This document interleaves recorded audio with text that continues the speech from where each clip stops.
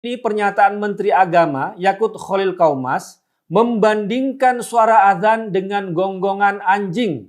Padahal Menteri Agama tidak menyebut azan sama sekali. 2. Pemotongan pernyataan Menteri Agama Yakut Khalil Qaumas menjadi 30 detik yang aslinya 2 menit 50 detik. Padahal video di Twitter bisa mengunggah 2 menit 20 detik.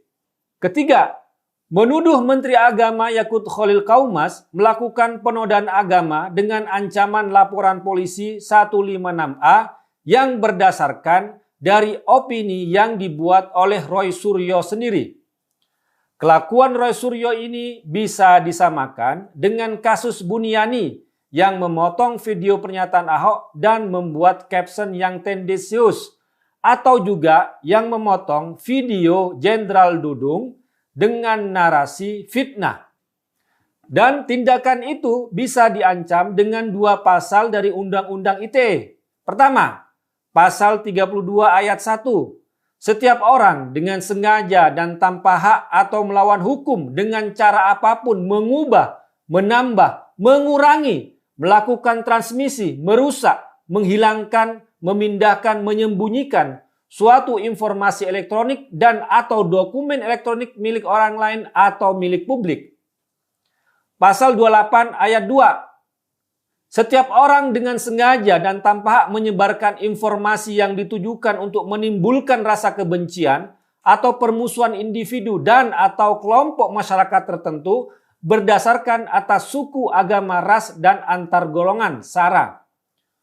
Roy Suryo telah memotong video pernyataan Menteri Agama diambil 34 detik pada bagian yang bisa dia pelintir pengertiannya, membandingkan azan dengan gonggongan anjing untuk menciptakan permusuhan berdasarkan SARA dan menuduh Menteri Agama Yakut Khalil Qaumas melakukan penodaan agama.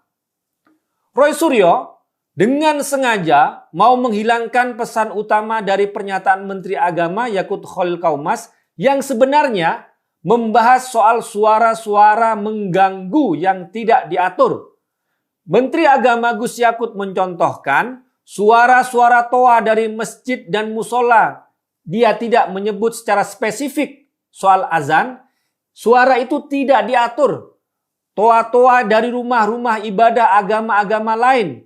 Dan gonggongan-gonggongan anjing dan juga mesin-mesin truk.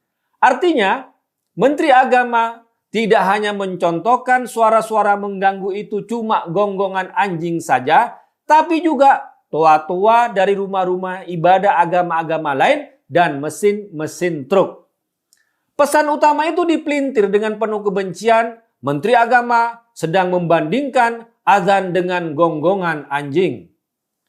Apakah azan bisa termasuk suara-suara yang mengganggu yang dimaksud oleh Menteri Agama? Jelas tidak. Karena dalam surat edaran Menteri Agama nomor 5 tahun 2022, azan dan termasuk tarhim serta bacaan Al-Quran 10 menit sebelum azan diperbolehkan dengan pengeras suara luar. Jadi, yang membandingkan suara azan dengan gonggongan anjing bukan Menteri Agama Gus Yakut, tapi Roy Suryo sendiri.